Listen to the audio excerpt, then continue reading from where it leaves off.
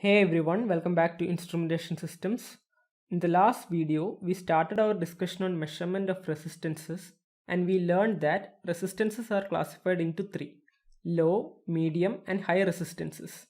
We also learned that for the measurement of resistance values of each of these categories, different methods are used. In this video, we will see the methods used to measure low resistances. So let's start our lecture.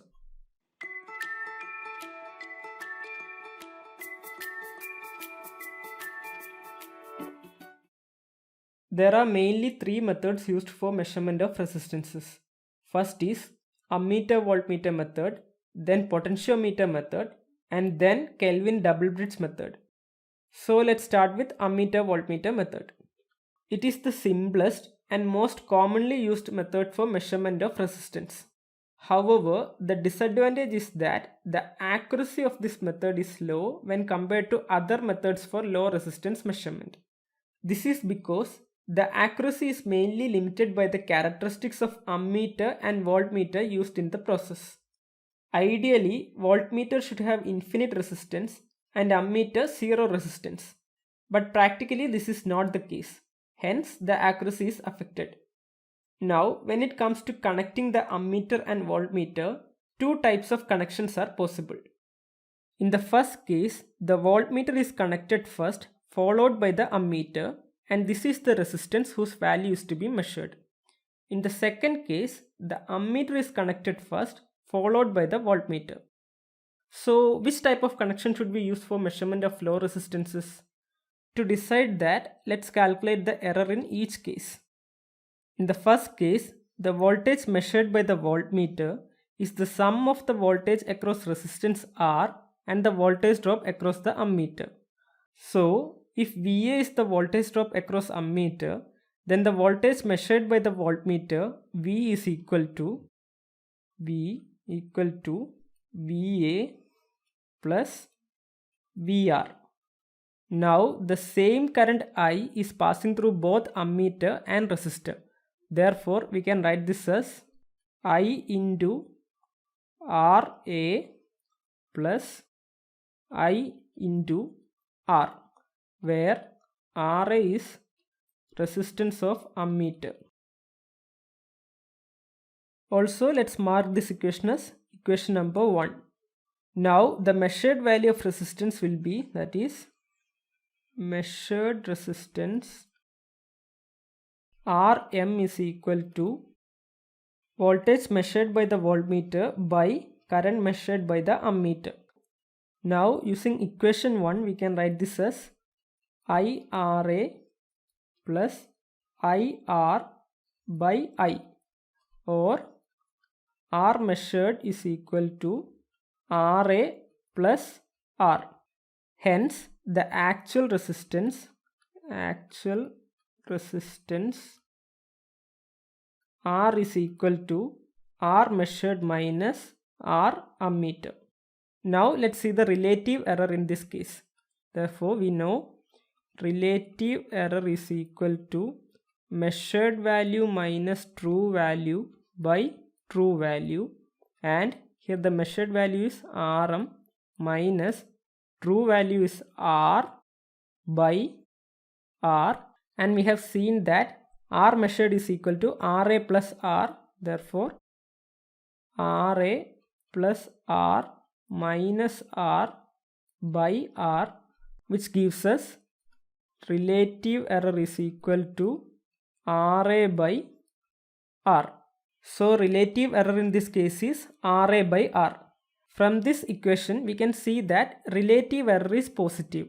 This means that the measured value is greater than the actual value of resistance. Also, we can observe that the relative error is small only if R is very much greater than RA. But remember that we are trying to measure low resistances. So in practical cases, R is approximately equal to RA. Therefore, practically the relative error will be higher. So this method is not suitable for low resistance measurement. Okay, now let's see the second case. Remember that practically the voltmeter draws some current and I am denoting that current as IV. Also, the current through the resistor is denoted by IR. Now note that whatever be the voltage drop across the resistor, the same voltage drop appears across the voltmeter also. Therefore, the voltmeter will measure the voltage drop across the resistor. That is, the voltage indicated by the voltmeter is equal to the actual voltage drop across the resistor. However, when it comes to the current indicated by the ammeter, it is the sum of the current drawn by the voltmeter and the current drawn by the resistor. That is, I is equal to IR plus IV. Now the measured value of resistance, Rm is given by voltage indicated by the voltmeter by current indicated by the ammeter, and this is equal to V by IR plus IV because we know this equation. Okay. Now if we assume RV as the resistance of voltmeter,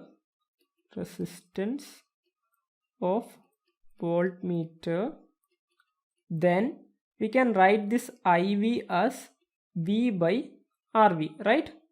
Similarly, IR can be written as VR by R, and we have already said that VR is equal to V, therefore equal to V by R. So this equation can be written as Rm equal to V by R plus V by RV. If we cancel these V's and if we take 1 by R outside, we will get this equation as 1 by R into 1 plus R by RV. This one further modification gives us Rm equal to R by 1 plus R by RV or RRV by R plus RV. Okay. Now like before, let's calculate the relative error in this case. Therefore, RE is equal to measured value minus true value by true value, which is R measured minus R by R, which is, we have seen R measured is RRV by R plus RV. Therefore, RRV by R plus RV minus R the whole divided by R. We can cancel these R's, which gives us relative error is equal to RV by R plus RV minus 1, which is RV minus R plus RV by R plus RV, which is minus R by R plus RV, which if we need we can manipulate to minus 1 by 1 plus RV by R. Now keep in mind that the resistance of the voltmeter RV is very high, usually in the range of kilo to mega ohms. So we can confidently say that RV is very much greater than R.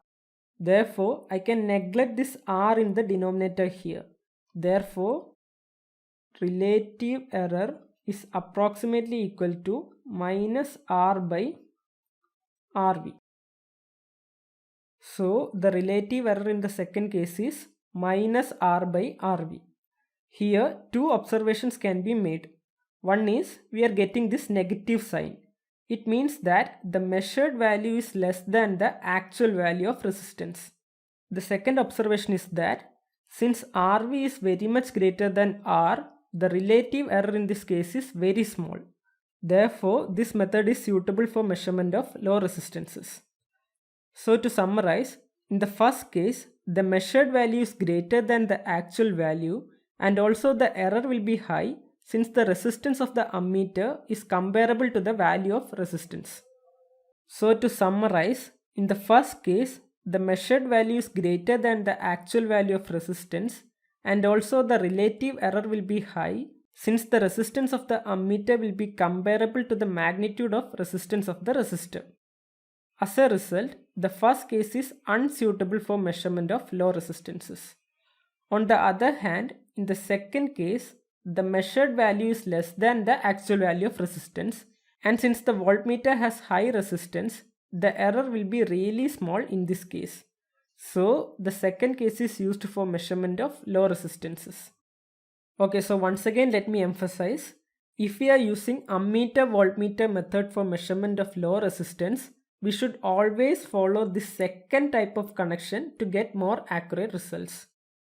Now one more thing is, when it comes to low resistance measurement, we should take efforts to reduce the effect of lead resistance and contact resistance. Lead resistance refers to the resistance of the wire connecting the resistor to ammeter or voltmeter, that is, these wires. Okay.